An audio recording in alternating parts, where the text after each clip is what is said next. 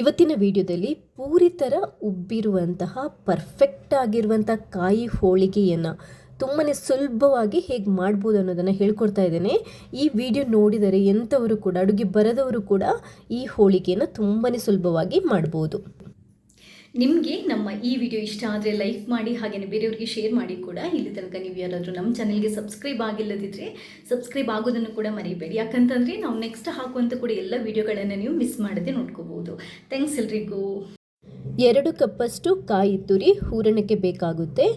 ಕಾಯಿ ತುರಿ ಎಷ್ಟು ತಗೊಳ್ತೀರೋ ಅದರ ಅರ್ಧದಷ್ಟು ಬೆಲ್ಲ, ಅಂದರೆ 1 ಕಪ್ಪಷ್ಟು ಬೆಲ್ಲ ಎಷ್ಟು ತಗೊತೀವೋ ಅದರ ಅರ್ಧದಷ್ಟು ನೀರು, ಅಂದರೆ ಅರ್ಧ ಕಪ್ಪಷ್ಟು ನೀರು.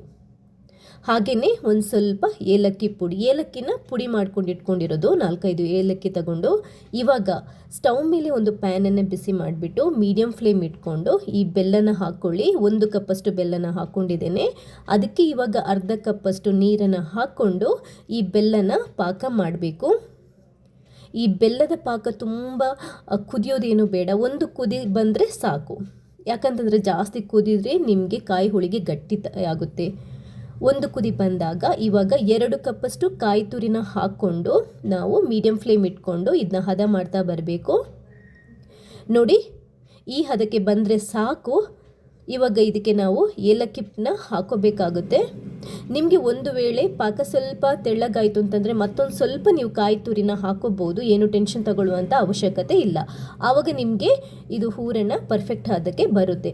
ಜಾಸ್ತಿ ಹೂರಣನ ಬಿಸಿ ಮಾಡ್ತಾ ಇರಬೇಡಿ, ಯಾಕಂತಂದರೆ ಹೂರಣ ಗಟ್ಟಿಯಾದರೆ ನಿಮಗೆ ಹೋಳಿಗೆ ತುಂಬಾ ಗಟ್ಟಿಯಾಗಿ ಬರುತ್ತೆ. ನಾನೇನು ತೋರಿಸಿದ್ದೀನಿ ಆ ಹದಕ್ಕೆ ರೆಡಿ ಮಾಡಿಕೊಂಡು ತಣ್ಣಗಾದ ನಂತರ ಒಂದು ಮಿಕ್ಸಿಗೆ ಹಾಕಿ 1 ರೌಂಡು ಗ್ರೈಂಡ್ ಮಾಡಿಬಿಡಿ. ತುಂಬ ನೈಸಾಗಿ ಗ್ರೈಂಡ್ ಮಾಡೋದು ಬೇಡ, 1-2 ರೌಂಡು ಮಿಕ್ಸಿಯಲ್ಲಿ ಗ್ರೈಂಡ್ ಮಾಡಿದರೆ ಇಷ್ಟು ಸಣ್ಣದಾಗಿ ಇಷ್ಟು ನೈಸಾಗಿ ಬಂದರೆ ಸಾಕು ಹೂರಣ. ನೋಡಿ, ಹೂರಣ ಪರ್ಫೆಕ್ಟಾಗಿ ರೆಡಿಯಾಗಿದೆ.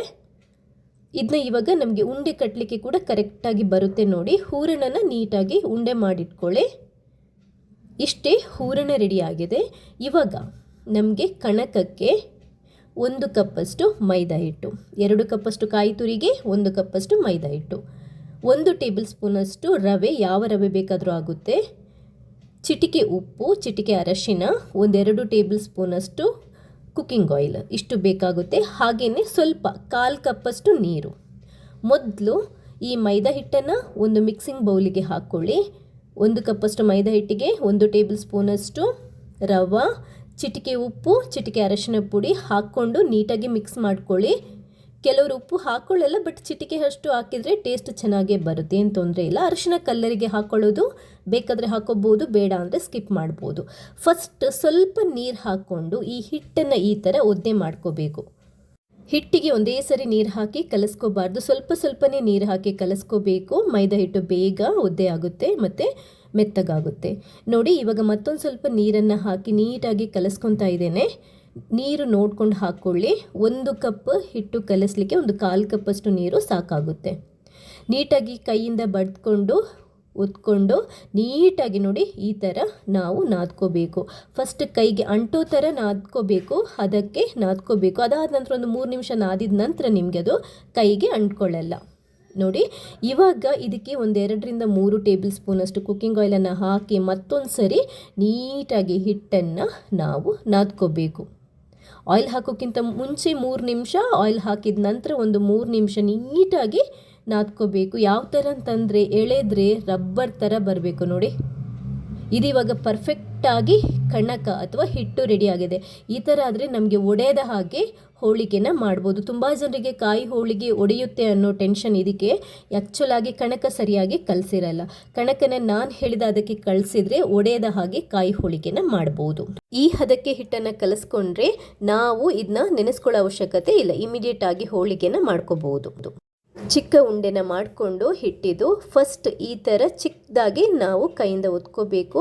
ಜಾಗ ಮಾಡಿಕೊಂಡು ಅದಕ್ಕೆ ಹೂರಣನ ಇಟ್ಬಿಟ್ಟು ಹಿಟ್ಟಿಂದ ಈ ಥರ ಲಾಕ್ ಮಾಡ್ಕೋಬೇಕು. ನೋಡಿ, ಎಲ್ಲೂ ಗ್ಯಾಪ್ ಬಿಡಬಾರ್ದು. ಕಂಪ್ಲೀಟಾಗಿ ಲಾಕ್ ಮಾಡಿದ ನಂತರ ಹಿಟ್ಟು ಒಂದು ವೇಳೆ ಜಾಸ್ತಿ ಇದ್ದರೆ ಮಾತ್ರ ತೆಗಿಲಿಕ್ಕೆ ಹೋಗಿ, ಇಲ್ಲದಿದ್ದರೆ ಹಾಗೆಯೇ ಸೆಟ್ ಮಾಡ್ಕೊಳ್ಳಿ ಈ ಥರ.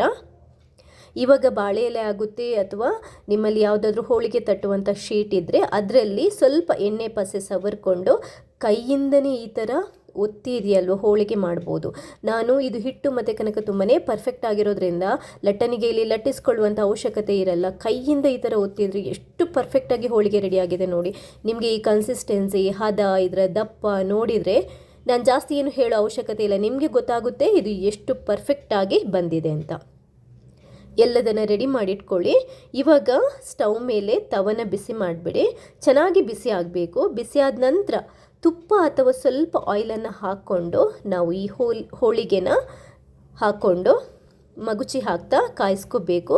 ಒಂದು ಸೈಡಲ್ಲಿ ಜಾಸ್ತಿ ಹೊತ್ತು ಕಾಯಿಸೋಕೆ ಬಿಡಬೇಡಿ, ಯಾಕಂತಂದರೆ ಮತ್ತು ರೊಟ್ಟಿ ಥರ ಆಗುತ್ತೆ. ನೀವು ಬೇಕಾದರೆ ಎರಡೂ ಕಡೆ ಸ್ವಲ್ಪ ತುಪ್ಪ ಅಥವಾ ಎಣ್ಣೆ ಸವರ್ಕೊಂಡು ನೀಟಾಗಿ ಹೋಳಿಗೆನ ಕಾಯಿಸ್ಕೊಳ್ಳಿ. ಈ ಥರ ಸೌಟಿಂದ ಒತ್ಕೊಂಡು ಹೋಳಿಗೆ ಕಾಯಿಸಿದ್ರೆ ಇದೆಯಲ್ವಾ, ಇದು ಎಷ್ಟು ಚೆನ್ನಾಗಿ ಉಬ್ಬಿ ಬರುತ್ತೆ ಅಂತ ಅಂದರೆ ಪೂರಿ ನೋಡ್ತಿರಲ್ವಾ, ಪೂರಿ ಥರ ಉಬ್ಬಿ ಬರುತ್ತೆ ನೋಡಿ. ಲೈವ್ ಆಗಿ ನಾನು ತೋರಿಸ್ತಾ ಇದ್ದೀನಿ ಎಷ್ಟು ಚೆನ್ನಾಗಿ ಬಂದಿದೆ ಅಂತ. ಇಷ್ಟೇ ನೋಡಿ, ಕಾಯಿ ಹೋಳಿಗೆ ರೆಡಿ ಆಯಿತು. ಪರ್ಫೆಕ್ಟಾಗಿ ಕಾಯಿ ಹೋಳಿಗೆ ಮಾಡುವಂತಹ ಎಲ್ಲ ಸೀಕ್ರೆಟ್ ಟಿಪ್ಸನ್ನು ಹೇಳಿದ್ದೇನೆ. ಮೊದಲನೇದಾಗಿ ಕನಕನ ನಾವು ಪರ್ಫೆಕ್ಟಾಗಿ ರೆಡಿ ಮಾಡ್ಕೋಬೇಕು. ಹೂರಣನ ನಾನು ಹೇಳಿದ ಮೆಷರ್ಮೆಂಟಲ್ಲೇ ರೆಡಿ ಮಾಡ್ಕೊಳ್ಳಿ. ಪರ್ಫೆಕ್ಟಾಗಿರುವಂಥ ಕಾಯಿ ಹೋಳಿಗೆನ ನೀವು ಚಿಟಿಕೆ ಹೊಡೆದಷ್ಟು ಸುಲಭದಲ್ಲಿ ಮಾಡ್ಬೋದು. ಇಂಗ್ರೀಡಿಯೆಂಟ್ಸ್ ಲಿಸ್ಟ್ ನಿಮಗೆ ಡಿಸ್ಕ್ರಿಪ್ಷನ್ ಬಾಕ್ಸಲ್ಲಿ ಹಾಕಿರ್ತೇನೆ.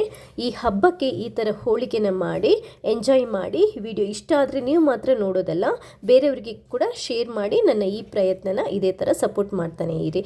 ಥ್ಯಾಂಕ್ಸ್ ಎಲ್ರಿಗೂ.